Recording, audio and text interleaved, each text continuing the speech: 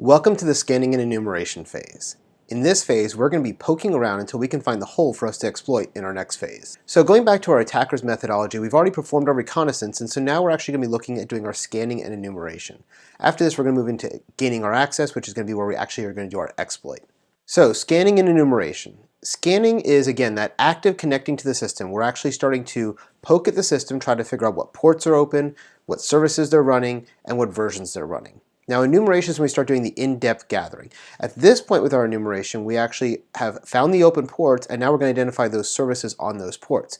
So for example, if I found that they're running port 21 is open, that's an FTP port. That's scanning. But once I go and do a little bit further research and I figure out that they're actually using VSFTP, that actually is going to be enumeration. We're going to compile all this information so that we have a lot of information to work with as we begin doing our exploits. The last piece of this phase, after we have scanned and enumerated, is identifying what those vulnerabilities are and what exploits might be available so that we can move into our gaining access in the next phase. So the question always is, what tool should I use? And there's a lot of different tools out there for this. Now, there's no good single tool. There's no one single source. And the reason for that is every tool does something a little bit differently. Some tools you have to pay for. Some are free and open source. Some tools are easily detected, while some others are more covert. So it's really going to depend on what you want to do. There's other tools out there that when you run them, they're going to crash services on the victim machine, which then is going to create a denial of service and you're going to get caught. So you have to be very careful with some of these tools. So what are we going to use in our class? Well, we're going to use ZenMap.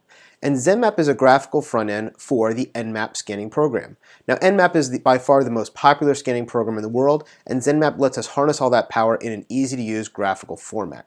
It's a free and open source product. It runs on Windows, it runs on Mac, and it runs on Linux, and is installed by default in Kali Linux, which is our penetration testing platform.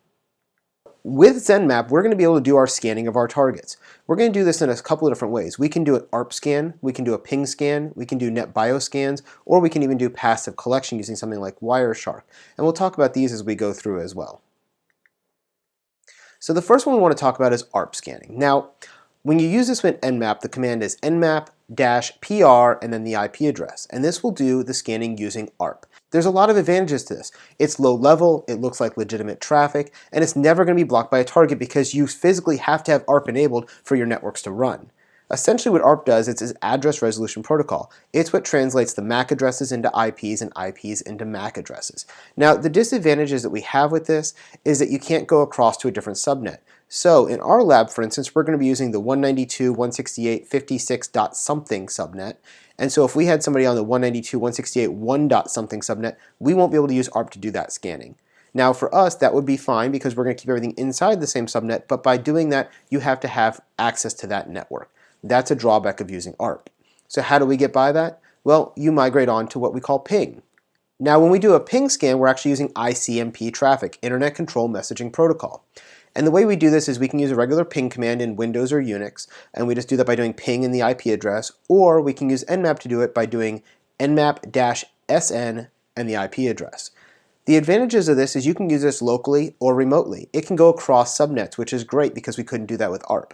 The other thing that's nice about it is it uses the layer 3 protocol, so we're going to get back a time to live. Now the usefulness of having time to live is we're going to be able to make a determination, at least a rough guess, on what operating system it's using based on the time to live that we receive, and we'll talk about that in a minute as well. So what are the disadvantages to ping? Well, it's blocked by many firewalls. Some network IDSs are going to log the ping activity, and so you may get caught if you're doing a bunch of ping sweeps. And it's typically used by both system admins and hackers. The good news there is system admins use it, so it can look like legitimate traffic. The bad news is lots of hackers use it, so it also puts you in that negative category, which is why those network IDSs are logging this activity. So beyond ping, we can actually move into what's called traceroute. And we talked about this in the last lecture for reconnaissance as well. And we can do that using Nmap as well. We can do nmap-traceroute and the IP address. The nice thing about doing it this way as opposed to a ping is we're also going to get all the IPs of the routers along the way. Now the bad thing of this is it is blocked by some firewalls just like ping because again it's that ICMP traffic. The next one that we can use is NetBIOS. And NetBIOS is actually something that's used by Windows. It blends into a Windows environment very well because Windows is sending NetBIOS requests all the time. And what NetBIOS does is it converts the IP addresses to that Windows workgroup name or that host name on the network. This will actually be able to give us a lot of details about the host. We can find out if it's a member of a workgroup or a domain, we can find out its host name, we can find out its MAC address, and we can find out if it's doing file and print sharing across Windows. And if it is, these are vulnerabilities we can later exploit. Now, the thing you have to be careful with NetBIOS is if you try to do a NetBIOS lookup on a Unix machine, that's going to look really odd because Unix doesn't use it. This is really noticeable and it can really flag the defenders. So, we talked a minute ago about time to live. Now, when we do ping, we do get back the time to live. And that is probably one of the simplest ways to fingerprint and figure out what OS they're running.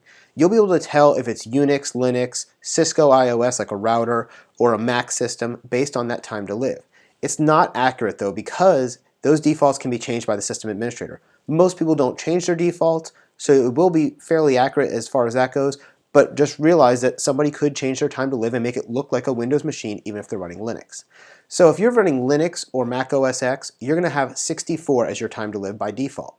If you're running Windows, it's 128. If you're running something like Solaris or Cisco, it's 255. Now these are just some basic numbers to use, and again, they're defaults. They're not the hard and fast rule, but they do give you a good starting point as you're trying to fingerprint that OS.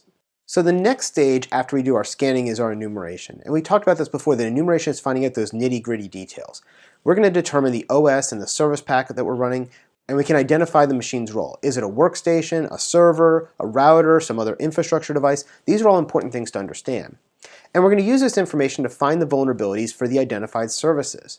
Now by doing this and getting more information, we can be quieter in our attacks. The more we know about the victim, the more quieter and well refined our attack can be, the less likely we're going to get caught. So as I'm doing my scanning and enumeration, what are the kind of things I should be looking for? I need to look for ports. And the reason I want to look for ports is that there's a port associated with a service. So for example, if I have a web server running, it's going to have port 80 or port 443 if it's unsecure or secure.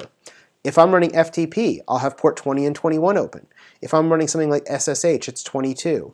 If I'm running SMTP, it's 25. If I'm running a POP server, it's 110, IMAP 143, remote desktop 3389. All those ports that become important in your certification exams are now coming back and we can identify those. Now, what are some of the ones that I would really want to look for? Myself, I like to identify if it's Windows or Linux. If it's Windows, I'm going to see things like 135, 139, and 445. Those are NetBIOS file sharing in Windows. They're very common in Windows environment, not very common in a Unix environment.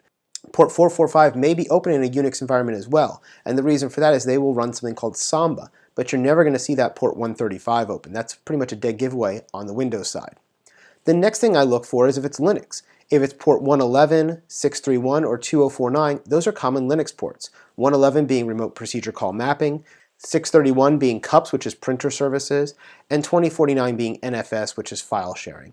So these are some common ports you can identify whether it's a Windows or a Linux machine. Now just because I've identified if it's Windows or Linux, I still haven't identified whether it's Windows XP, Windows 2003, Windows 7, Windows 8, Windows 10. I just know that it's Windows in general. So we'll talk about how to get that specific version identification a little bit later on. So what are some enumeration methods? Well, we can do manual enumeration through something called banner grabbing. And what that is we're going to connect to the target using telnet. So if I had, for instance, I found port 21 was open, which is an FTP server, I can telnet against that port 21, and I'll get a response saying, welcome to the FTP server. And part of that will tell me the version number. That's called the banner. And so I can get the operating system this way, I can get the version of the software they're running this way, and that's going to give me more details to do more attacks. Very common things with banners: FTP, SSH, telnet, and web browsing. So if you find those ports open, do a banner grab and find out what they've got. There's also other tools that will do automatic enumeration for you. So what's the tool we're going to use? Again, we're going to use Nmap. I know I said earlier there's no single tool for everything, but Nmap is a really great tool for a lot of things, and so we're going to use it. Nmap is a great tool because it allows us to scan different layers of the TCP/IP stack. We're going to be able to do pings and traceroutes, NetBIOS, TCP, UDP, and more using Nmap or ZenMap, and that's why we're going to use it for our labs. So what's the great thing about Nmap? It's going to do the scanning for us and it's going to do the enumeration for us. So when you run Nmap, you can run it very quietly and be very precise, or you can be more broad and more intense. We'll talk about those different profiles in a bit, but if we go more intense, we have the ability to do some of the enumeration and version controls for us, and we're going to do that. Now, one of the ways that Nmap works is it uses different TCP flags. And the way it does that is it's going to actually use the urge, the ACK, the push, the reset, the SYN, and the FIN, and tell us, based on the way that it sets or doesn't set those flags and the responses it gets, what ports are open, what things are answering up, what services they are, what operating system, and what versioning. That's how it does it. It's all about TCP flag manipulation. For example, the urge, which is urgent, even if it's out of order, it's going to transmit first because it wants to get those packets out as quickly as possible. This goes back to our TCP fundamentals that you may have learned in earlier networking classes. ACK is the acknowledgement of the sender's request. Push is push the buffer data to the receiving application as quickly as possible. Reset is when you want to tear down the connection. SYN is used to agree on the number of sequences and start beginning that sequence of exchanges. And then FIN is when we do the graceful shutdown. We finish the connection. We say, hey, I'm done sending you stuff. You may now reset. So normally when we do a handshake, we do a SYN that says, hey, I want to make a connection with you. A SYN ACK is received back from that server saying, I acknowledge that you want to talk with me. And then we send back the ACK, which acknowledges it, and then we can start communicating. Well, Nmap is going to do some of that, whether it's a full three-way handshake or parts of that handshake, and that's how it's going to do the manipulation to be able to figure out what is being used on the distant side. Nmap also has the ability to do OS detection. It can determine what the operating system is. Now, when we do an OS detection, this is a noisy process in Nmap. So it's actually going to scan 1,000 ports on the remote host, and it's going to do it twice. So it's going to do it once, and then it's going to do it again. Now, when it does it, it sends out 6 TCP packets with the SYN flag set. It comes back with the sequence numbers and the window size, and based on those sequence numbers and window size, it can determine if it's Windows or Linux. Now, it's also going to send out 2 ICMP echo packets, and when it does that, it's checking the reply and the sequence numbers that it gets, and by doing that, it's able to get a more refined understanding of what version of Windows or what version of Linux you're using. It also has 1 UDP packet that's sent out to a closed port because closed ports are just as important as open ports. When I send something to a closed port and I see that response, it tells me a lot about that operating system. And then I'm also going to send out 6 TCP packets to open ports with various flag sets, going back with that acknowledge, the SYN, the reset, and see how those respond. Based on all those sending and receiving of responses, I'm going to be able to get a really good idea and get pretty accurate in knowing if it's Windows, Linux, and what version of Windows or Linux it is. And we're going to go through that in the lab as well. The next thing that Nmap can do for us is it can do version scanning. So because we've identified that port 21 is FTP, we can actually do a version scan and determine not only is it FTP, but it's VSFTP version 2.3. This is going to be based on when we send packets of data to that port and the responses we get back. Again, the scans take a long time, so it's best to use less ports. It's also very noisy. So if I have 1,000 ports, I don't want to scan all 1,000. I might choose FTP and I might choose web browsing and go after those 2 first. It's going to send a SYN, it's going to get back a SYN ACK, and once it receives that, it's going to send a reset, which is going to tear down that link. The nice thing about this is it doesn't make a full connection, so it doesn't get logged in most IDSs. But as soon as it's done with that, it actually will go ahead and do a full 3-way handshake, which is again going to be logged, and that's where it's going to review that response to be able to determine exactly the version you have. So that first SYN, SYN ACK, and reset is just to find if the port's open. The second one is really to understand the response and then do that version scanning. So earlier I talked about the fact that we're going to use ZenMap, which is a graphical environment. And ZenMap has 5 basic default profiles. They are ping, quick, regular, intense, and slow comprehensive. Now, what a ping does is just that. It just sends out pings. It tells you, is the host up or down? When we do our lab later, we're going to start out with ping and determine what hosts are available on the network. So we're going to start with a /24, which has 254 possible hosts on it, and we're going to do a ping to find out that there's only 2 that are actually up. Then based on knowing those 2 are up, we're going to do a quick scan of those 2. And what a quick scan does is it does the first 100 common ports and comes back with the information on those. After that, we can go to a regular, which does the 1,000 most common ports, and then we can even go into an intense or a slow comprehensive, which again gets us more detail. When I do something like an intense scan, I actually run about 150 different scripts on it so that I can get net BIOS information, version information, operating system information. All of that enumeration is done for me inside that intense scan. So again, it's a little bit noisier, but I'm going to get a lot of great details back. And then slow comprehensive, it's going to do even more of that. It's going to scan every port, it's going to scan every host on the network, and it's going to really run a ton of scripts just to find out as much information as it can. This is really, really noisy. If you're not the system administrator, you don't want to be running slow comprehensive. I would not run slow comprehensive if I was the hacker. I would get caught too easily. And finally, that brings us down to, now that we have done our scanning and our enumeration, what are we going to do with that information? Well, let's assume that I went and I scanned a Windows machine. And on that Windows machine, I found that port 135, 139, and 445 were open. That's Windows File Share. Now, I can go to cve.miter.org, which is the Common Vulnerability and Exposure Database. In there, I can search for the operating system version I found, Microsoft XP, for instance. I can search for the fact that they're using file sharing, because I found those ports open, and find out what vulnerabilities exist. Now as I go through there, I'm going to find a vulnerability that exists. For instance, the one we're going to use, Microsoft 08-067. That particular code is the Microsoft knowledge base article for a bug that they found in 2008 to the Windows XP operating system.